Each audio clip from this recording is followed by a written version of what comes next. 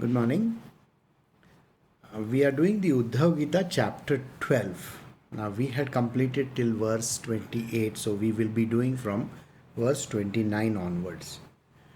But since 29 is just a verse which tells us from in between, so I will just give you a beginning from 27 28 also. So it just gives an idea.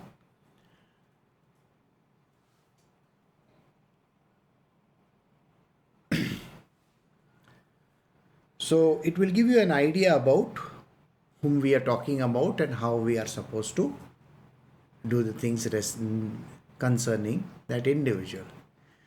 Now, these verses starting from 27 onwards are talking about the Guru.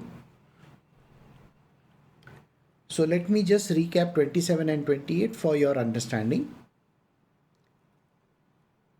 He should know the Guru to be my own self and never disregard or look down upon him as a man, for the teacher represents all the gods. So this verse we had done. So in this verse, Sri Krishna is telling Uddhava that always consider the Guru as my representation and as if I am doing something. That means I am teaching you. So this verse tells us clearly that Krishna is saying that I am the Jagat Guru. I am the ultimate Guru of all. And if you have a Guru in your life, then it is your duty to consider him as me. So in verse 27, chapter 12, he tells the individuals through Uddhava that the Guru is to be considered as his tattva, as his representation. Verse 28 says, in the morning and evening he should bring doles of food or whatever else he may have received to his teacher and eat what he orders too, with moderation. That means whatever the Guru needs to be done, has to be given, the disciple is supposed to go and get it for him. Now, this may sound very odd. In today's day and age, it may sound very strange because is the disciple supposed to go and beg? The biggest question would be that, is this disciple supposed to go and beg outside? In olden times, those who are on the path of spiritual had to do that. The sannyasi was supposed to go and beg for food outside. During the time of Samartha Ramdas and other people, those who were there, right from Shankaracharya downwards, every person, the idea was to go and beg for food. Even in Shankaracharya's time or even during the time of Tukaram Maharaj or anybody, right, from there to here. The late 19th century, things changed. Now beggars were treated like dirt. If a saint or his disciple would go and beg for food, or for that matter anything, it is considered as a crime. People think that these people are rogues and they need not be given anything. And that is the reason why even the government, even a common man started treating all these people who wear orange color clothes and come to beg at the door as pariahs, as dogs.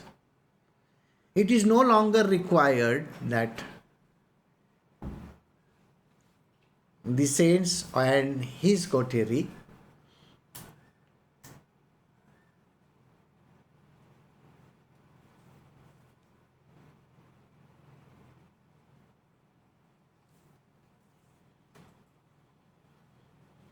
okay technical glitch. So The disciples of the Guru were supposed to beg in the past, and in today's day and age, they may not. The dependency of the Guru is not on anybody, but it is the job of the society to provide for him. The society is supposed to take care of their sages and the saints. The gurus have to be taken care by the common man.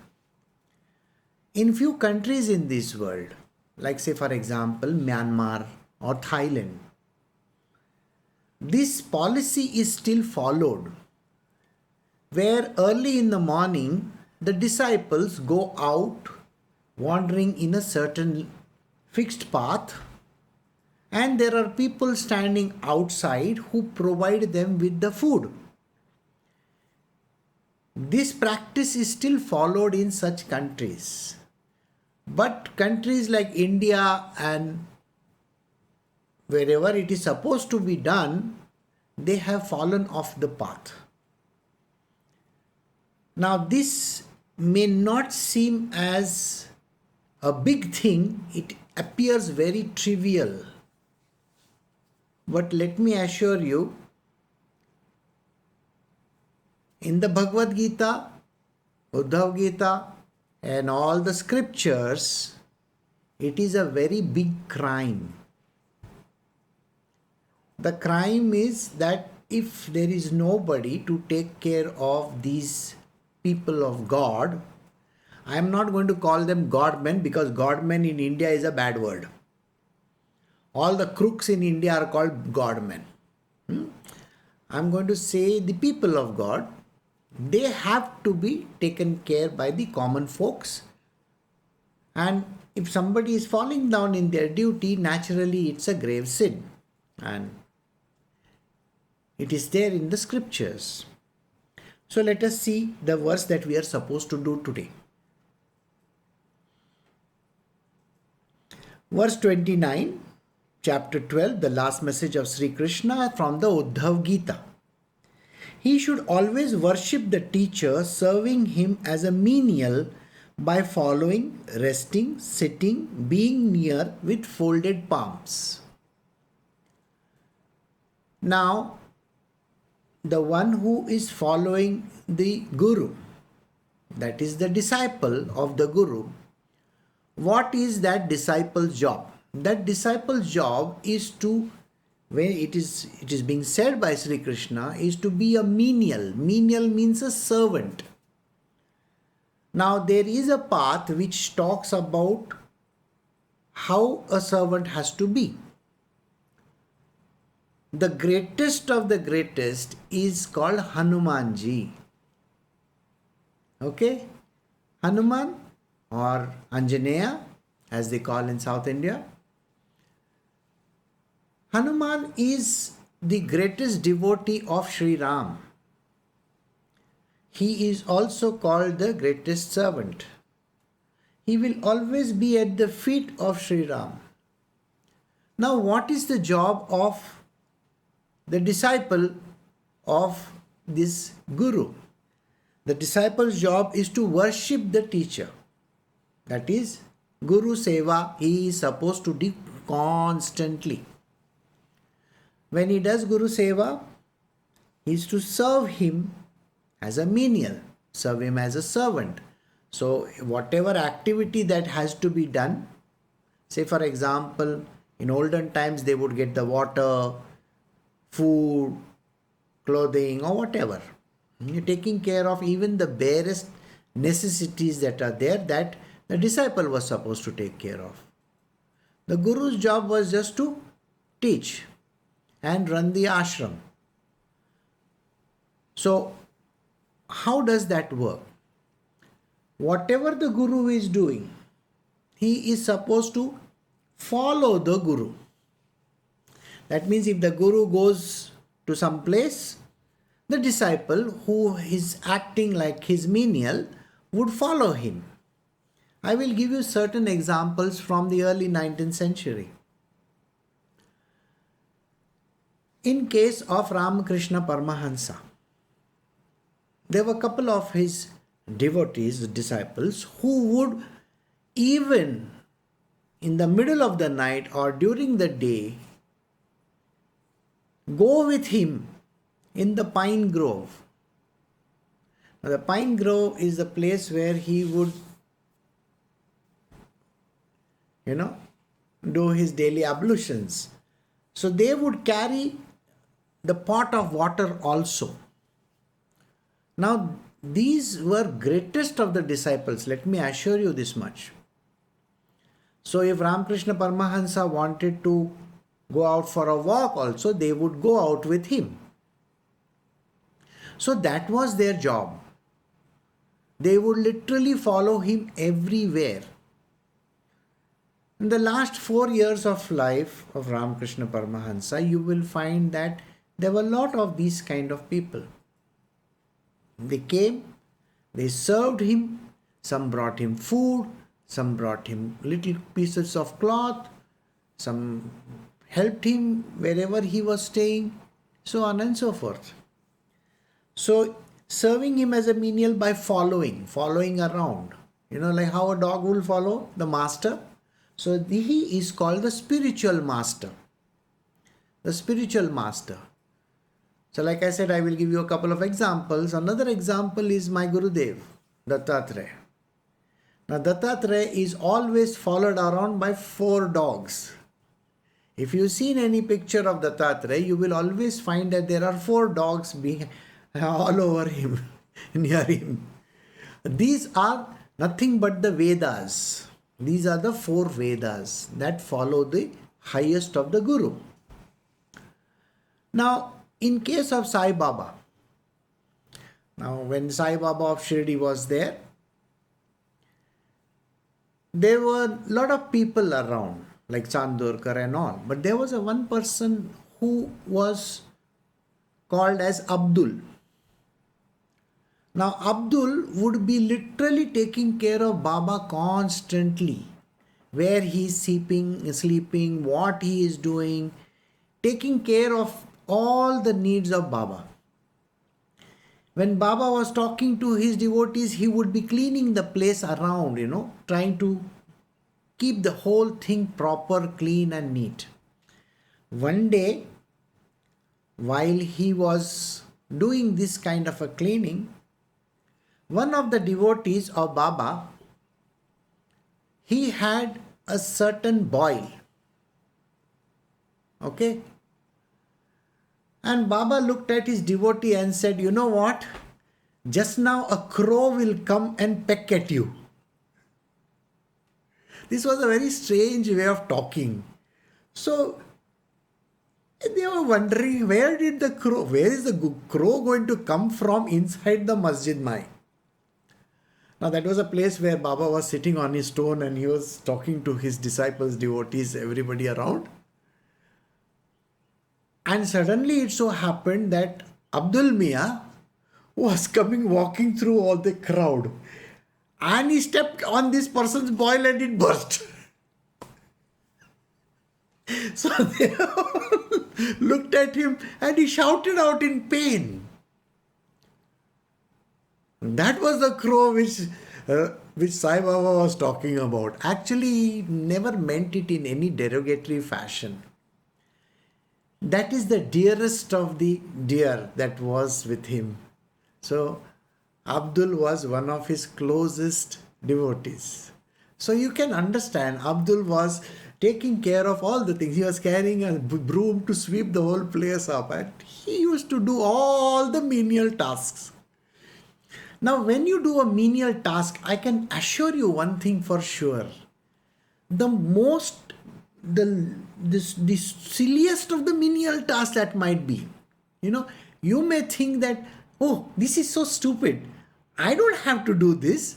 No. But even picking up the slipper, picking up these padukas of the Guru and going and giving it to him appears like a menial task.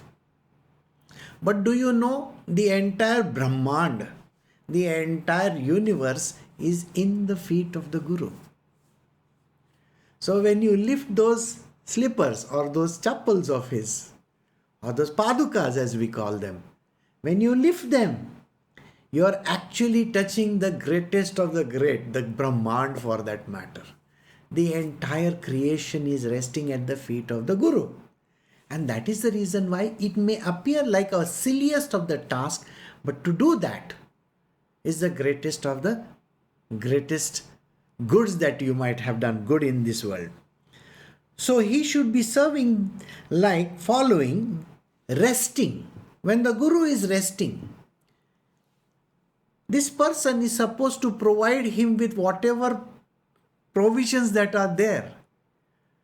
Where Ramakrishna Paramahansa was concerned, they would provide him with one load. Load is a round pillow, behind him. He would reject it. It's a different story that the Guru may reject that pillow. But it is important to provide him.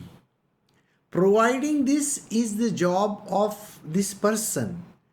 These are menial tasks, remember this, but they have the highest benefit in the scriptures. And that is the reason why Sri Krishna is telling Uddhava what is to be done.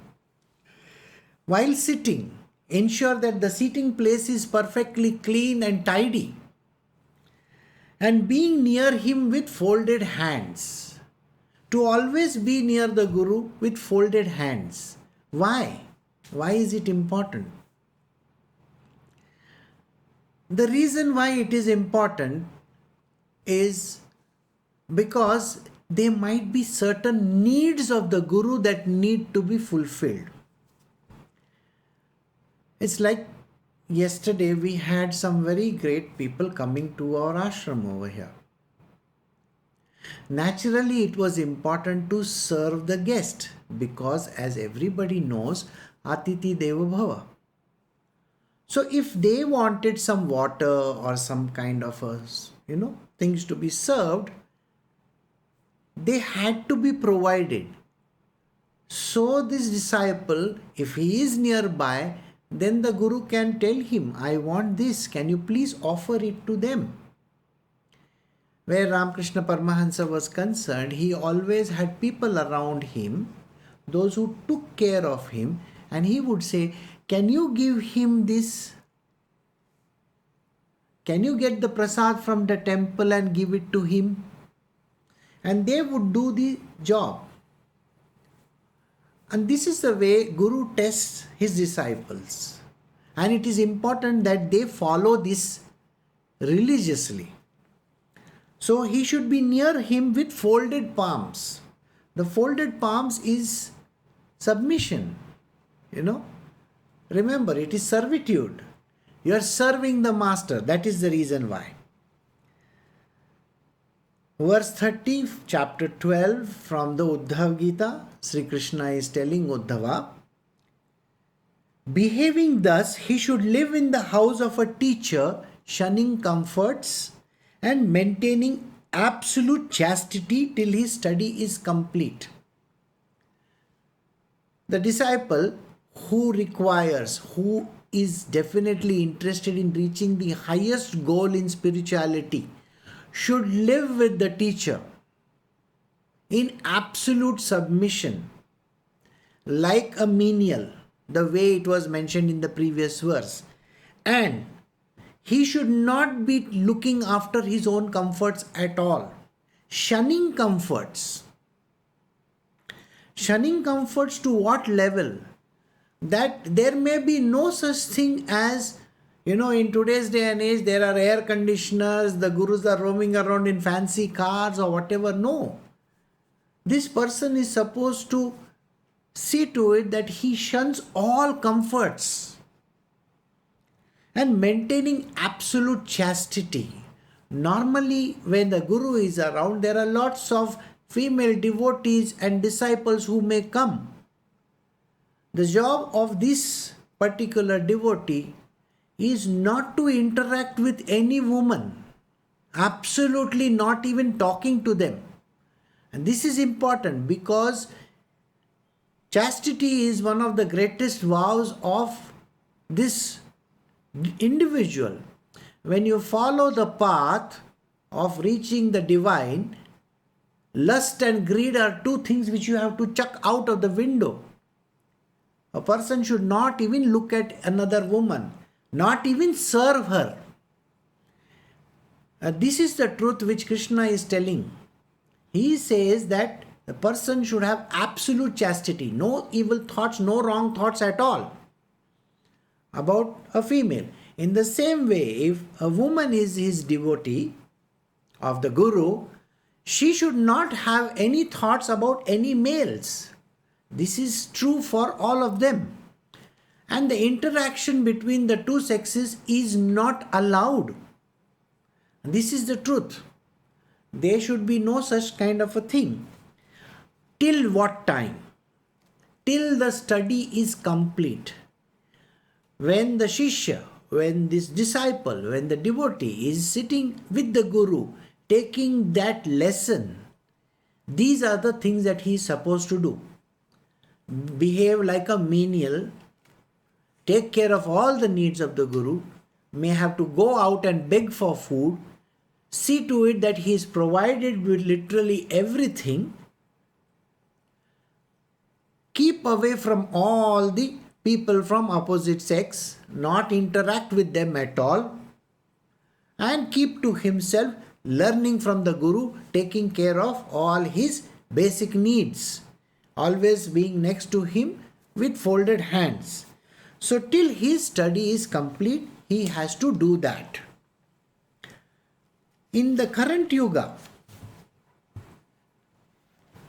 I have interacted with a few of people who think of themselves as disciples.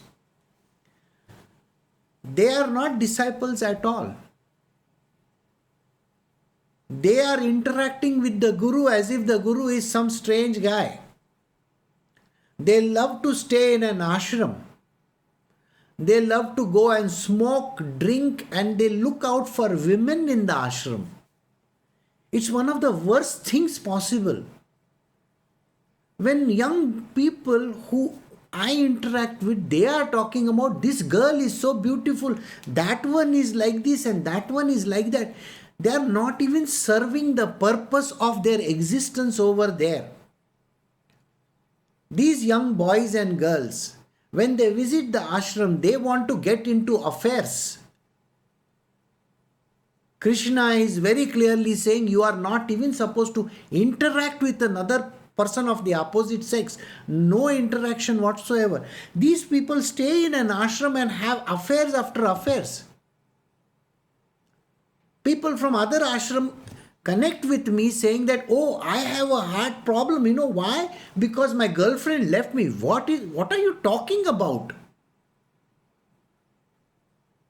They stay over there so that they can do drugs. They can go out for a smoke. They can go out for a drink. This is the way an ashram is treated nowadays. People who have no morals whatsoever. They are there only for their personal, selfish needs. Such type of people need not even stay in the ashram. They cannot be called a disciple. They cannot be called people in spiritual. And that is the reason why I don't think they are even fit to be called disciples. And this is the current yuga, and this is the way in which people behave. They treat ashram like places to connect with people of opposite sex. It is not a good thing.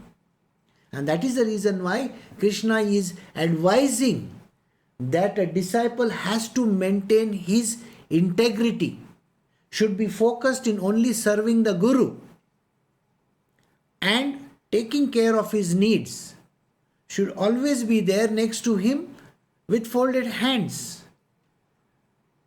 The Guru Tattva is always interested in finding this kind of disciples, because then their doorway towards reaching the ultimate is open. Whereas if somebody is using an ashram for their personal gain, the doorway to hell is open for them. And that is guaranteed. You cannot go to any ashram and have affairs.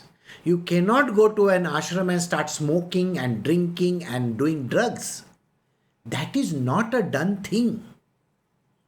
And arguing with the Guru or talking whatever they feel like against other people is not an accepted thing. Their job is to keep silent and quiet and listen and do the job that is assigned. So we will move to the next verse. We are doing Uddhav Gita chapter 12 verse 31. If he wishes to get to the Brahmaloka where the Vedas reside, he should, while observing continence, surrender his body unto the teacher as a tribute for the study. Those who are really keen on attaining the absolute divine, that is reaching the Brahmaloka, such a person where he can get to understand the core of the Vedas teachings, the absolute core of the Vedas. Such a person, while he is living with his teacher, observing continence, there should be absolutely no contact of any kind.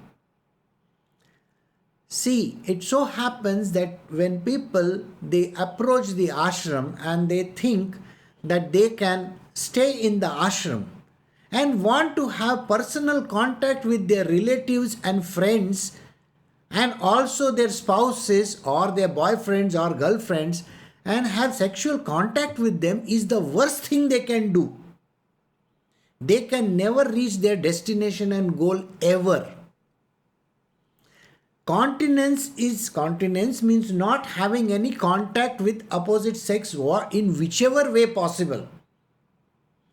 If there are married people, if they come to the ashram and they want to achieve the highest of the goals, I don't think they should ever bother about their spouses.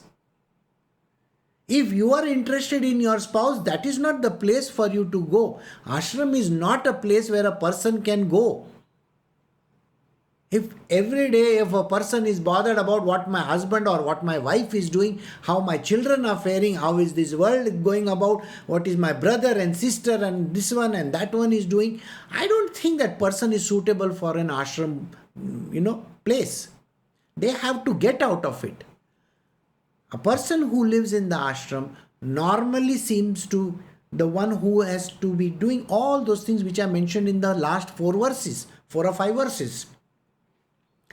This person is supposed to have absolute continence, no contact of any kind with the opposite sex, even if they are married. Absolutely none whatsoever.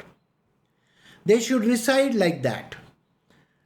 Surrender the body unto the teacher. The body has to be completely surrendered to the teacher. You cannot say that, oh, I can't this because my leg is paining, my stomach is hurting, or this is happening or that is happening. No. These are certain things which have to be absolutely not entering the picture. There should be no connect with anybody. You have to surrender your body to the teacher, which means the teacher will do whatever it is necessary to train that body. The reason is very, very, please understand what is the reason for it. The body is the biggest obstacle whereas spiritual is concerned. Where a person who is coming to the ashram will start talking about, oh, I have this pain, I have that pain, I have to do this, I have to do that. That is not Guru's job. And that is not something that you have to trouble your Guru with. Keeping your body in perfect harmony and not complaining and talking about it all the time is something that you got to learn. Especially the women folks in the ashram or wherever they are, they normally keep on talking the whole day about the kind of problems that they have in their life. I have had number of women who have come to me, and the first thing in the morning, early in the morning, they will talk about, oh, my back is hurting, my this is hurting, my that is happening, and this is. I understand. If If those are your issues, then you should not even have joined the ashram. No, you are not supposed to bother about it. The surrender of the body is so important. The answer is what I am giving you. If you cannot overcome your body, if there are pains, aches, or whatever, if you cannot overcome your body, how do you think you will ever reach the innermost core? I don't think you have a chance also. The moment you start complaining about things in the material world, about all your problems connected to the body, you have already fallen down. In some of the past stories that are there, Shivaji Maharaj story, which I am doing the satsang every evening from Monday to Friday, on the Das Bodh, Shiva Chhatrapati Shivaji Maharaj's guru was Samartha Ramdas. I will tell you how Maharaj used to behave. The Maharaj would come barefoot running from his killa. Killa means the fort. The moment he came to know that his guru is in the vicinity somewhere, he would start running towards it because his spies were all over the place. Why was he in the fort, by the way? Do you know that? Because his guru Agya was there. His guru had given him specific instructions. Go be the king on my behalf. Do you understand this? He was following strict instructions of the guru. So he would say, go be the king on my behalf, rule the kingdom on my behalf because you have given the kingdom to me. Samartha Ramdas said these words to Shivaji Maharaj. So Shivaji Maharaj had kept the two padukas of his guru on the throne and he would rule the kingdom.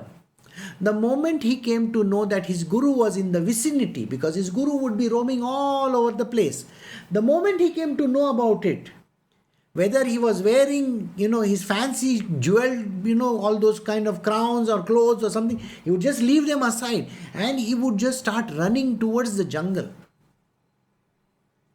Behind him, his entire commanders-in-chief and everybody would follow on horseback. Because they came to know that the king is running to meet his guru, so this is the way they will come. And they knew the instructions very well. The instructions was to get the food and all the comfort things that you can offer to the guru has to be brought along with it. So all these other people, the courtiers, they would be getting the food and other things. The guru would be sitting in the jungle with his other disciples. He had 4 other disciples and he would sit with them. And they might have gone to beg for food somewhere, the 4 of them. They would go to the village, nearby village, to beg for food. The guru was sitting in the jungle and Shivaji Maharaj would come and pay his respects to the guru, bowing down to him, completely falling on the ground. All his army and everybody was around him, waiting for instructions. And Maharaj would tell them to please offer all the food that was there. Okay? Samartha Maharaj, his disciples, when they came back. So Swami Samarth, who was over there, Samartha Ramdas, when his disciples returned from the villages after begging for food, it is called Madhukari. Madhukari means the food which you get from begging. So what would he do? All the food which the king had bought, he would send it to the nearby villages and serve the army with the food. He would say, this is a prasad, eat it. And what would he eat? All the food that was begged and brought, that little food that was begged and brought, he would make on the leaves. He would make small pancakes and with the wood burning over there. And he would make a small fire and burn it and make it into small edible items. Shivaji Maharaj would be sitting over there waiting for his guru. The guru would serve, the four disciples of his would serve the guru and they would have. There was hardly anything left for Shivaji Maharaj. After the meal was over, Maharaj, who was bowing down at the feet of his guru, always, like I said, in supplication. Imagine he was he was a Maratha king, a Chhatrapati, means the ruler from top to bottom. Till the end of India, he was the ruler. He would be bowing in supplication. Once the guru finished his food, whatever was the leftover was eaten by Shivaji Maharaj. That was the case of such a great king. Today he is a revered king. When you come to Mumbai, you will see his statue put up over there. He is worth revering. Please remember this. Nobody does the way he has done. That is the mark of a great disciple, or a devotee as you call him. So, he should, while observing continence, surrender his body. This is a way of surrendering the body to the teacher as a tribute for the study. Whatever the lessons that the guru is giving, the lessons may not even account for anything. The guru sometimes will not even give a lesson. He will say, go sit in the corner, do this, go clean the vegetables.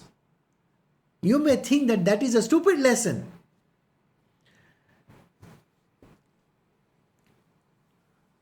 But that is not a stupid lesson.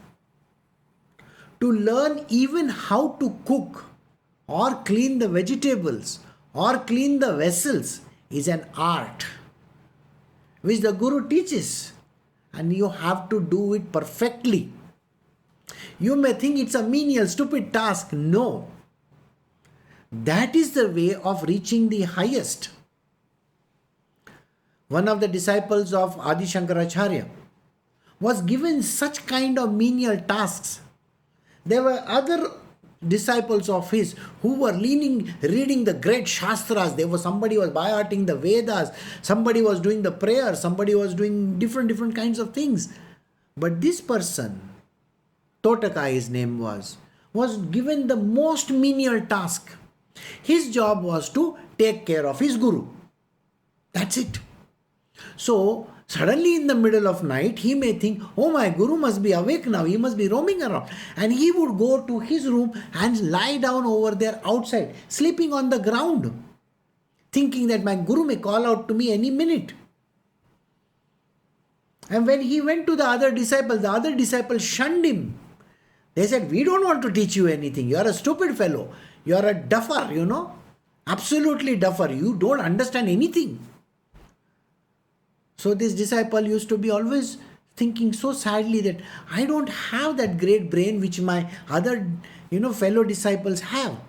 I am no use. So I have to serve my master. One fine day, the master calls out to him. Without reading a single Ved, without reading a single verse, he makes that boy recite the entire thing in front of all his other disciples. They thought that he may not understand anything, but the power of the guru which worked through the disciples, he was able to recite the greatest of the poems. That is the power.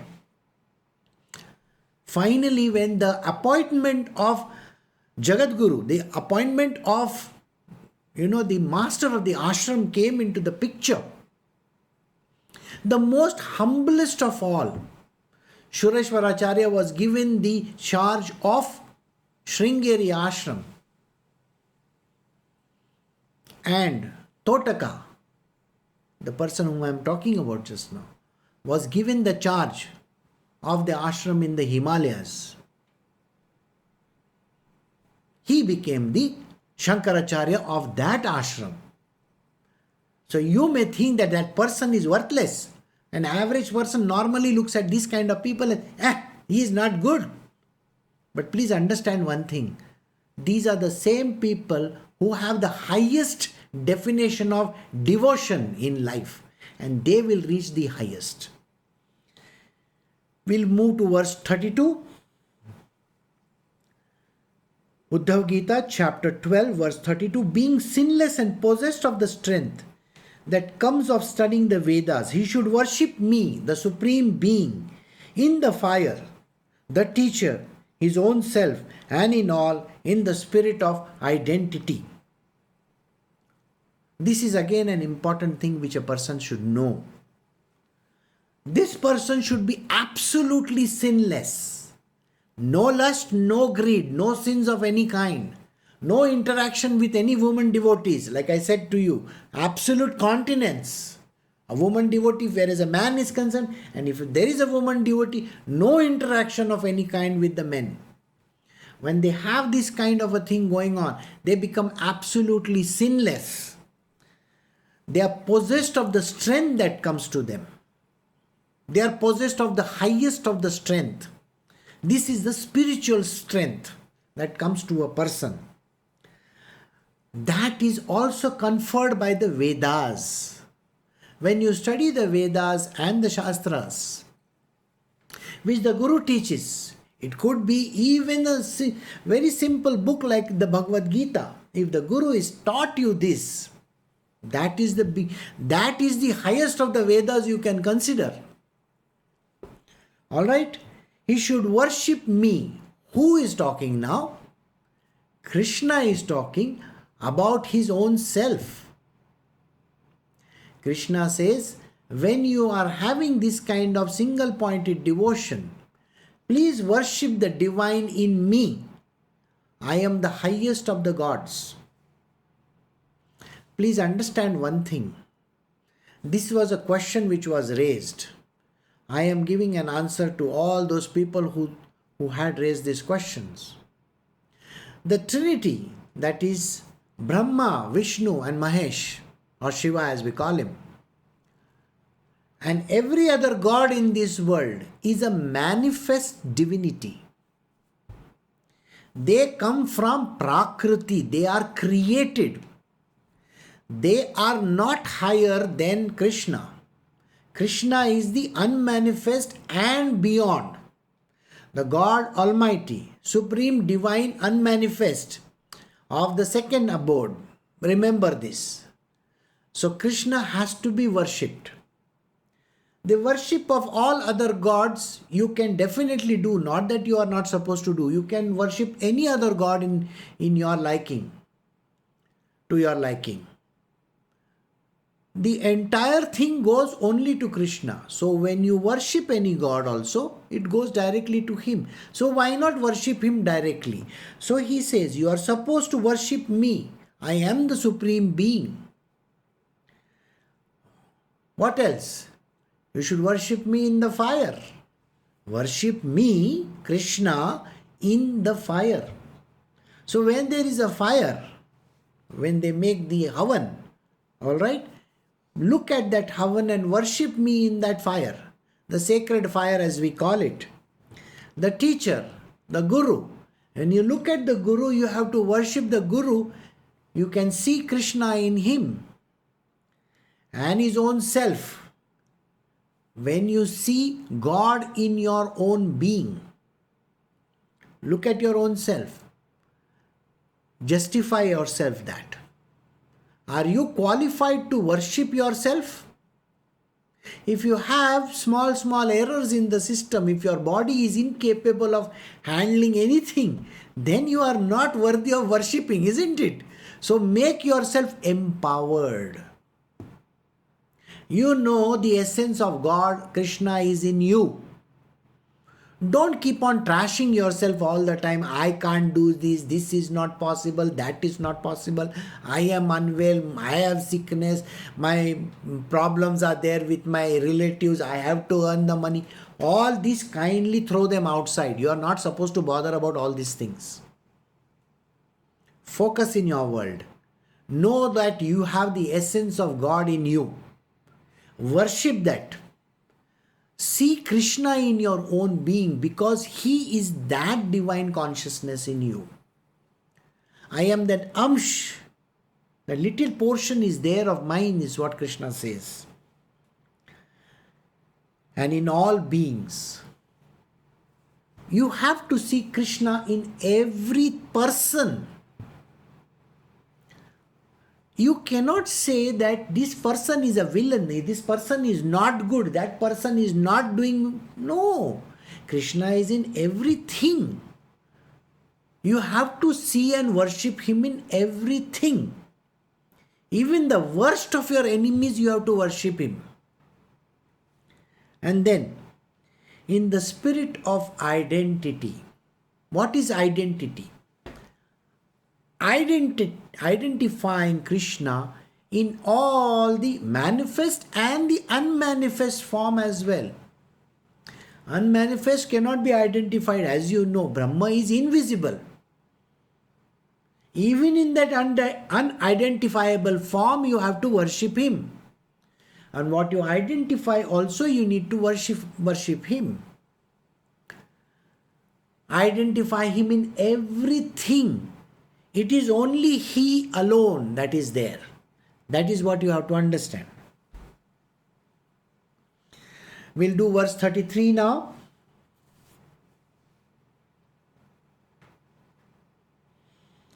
This is chapter 12, Uddhav Gita, last message of Sri Krishna, verse 33.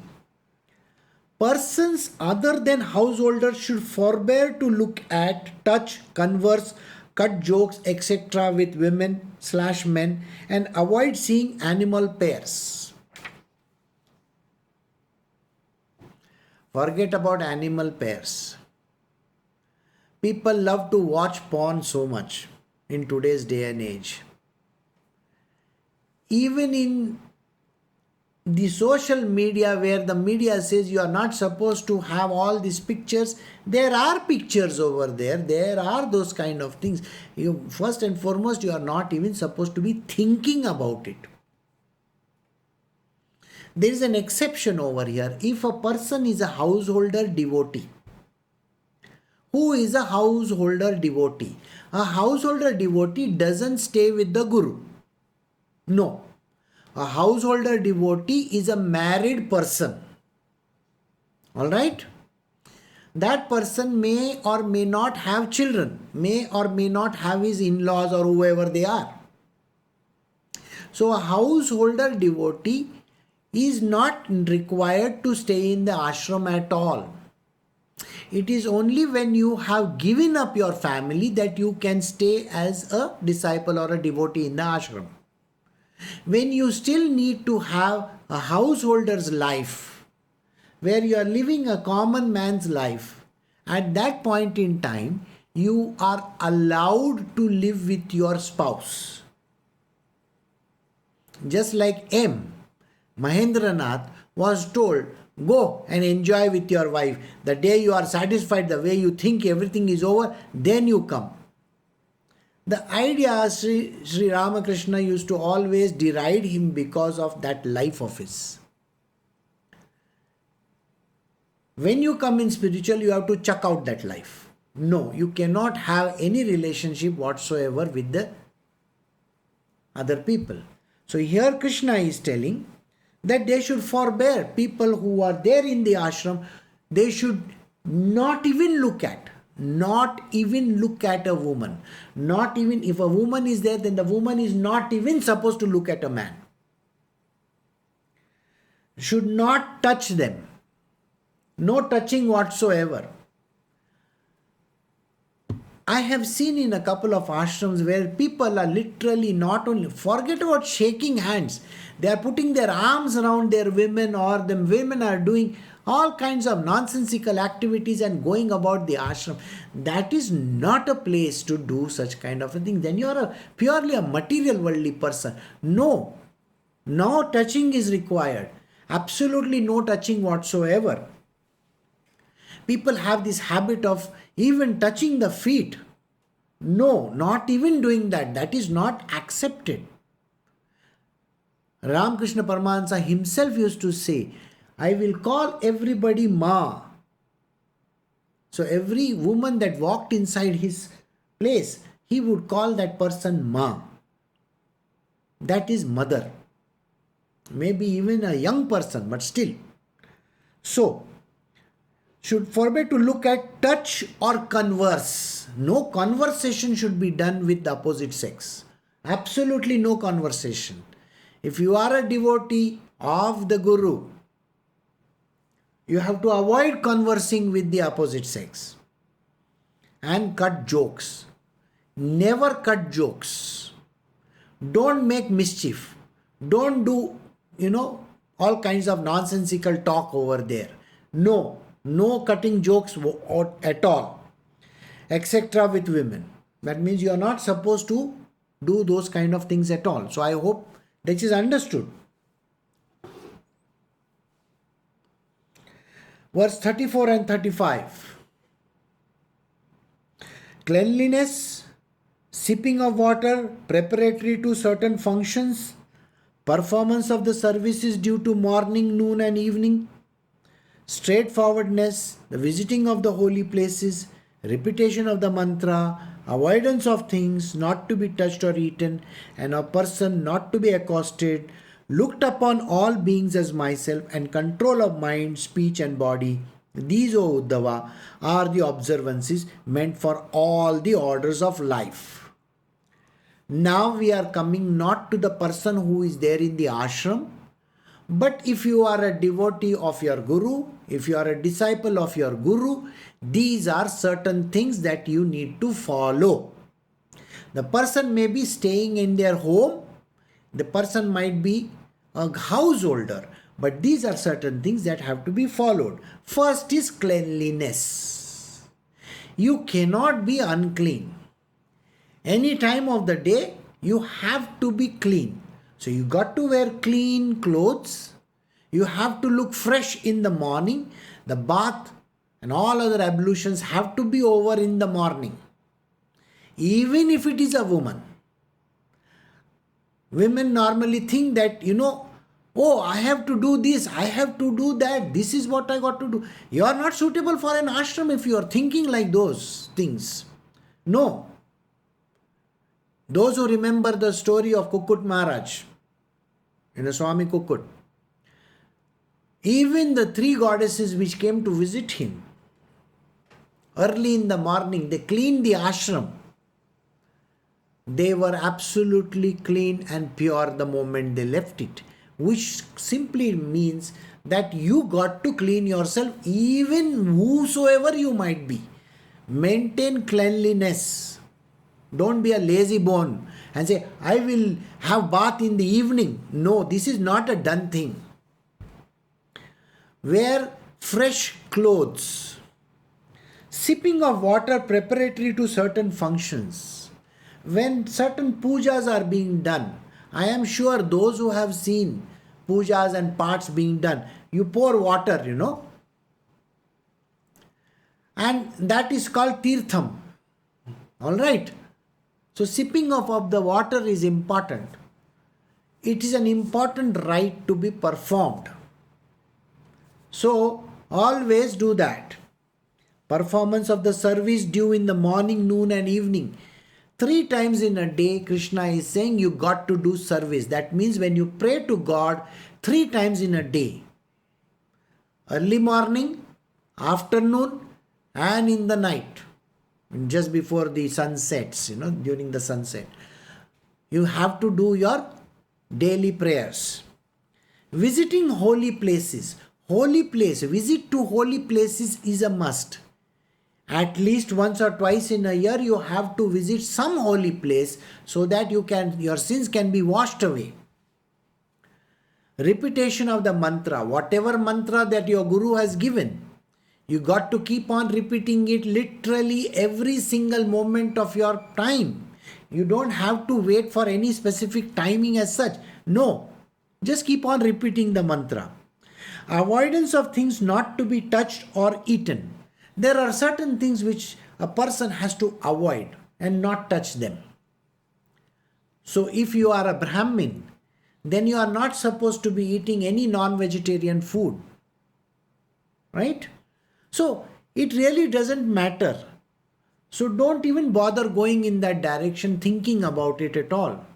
So not even touching. Don't even touch it. No. If that is the kind of thing that you are supposed to be doing, don't even go in that direction. Yeah.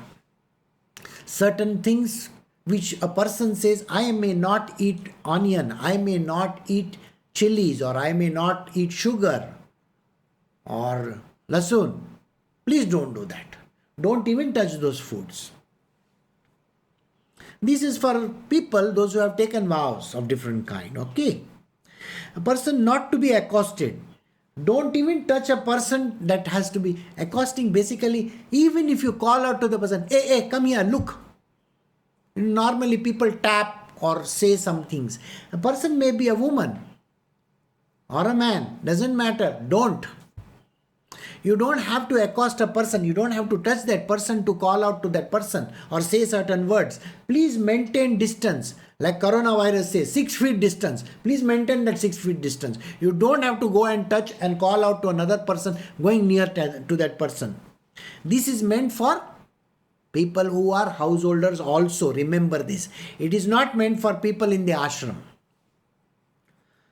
Looking upon all beings as myself. So look at all the things as Krishna himself.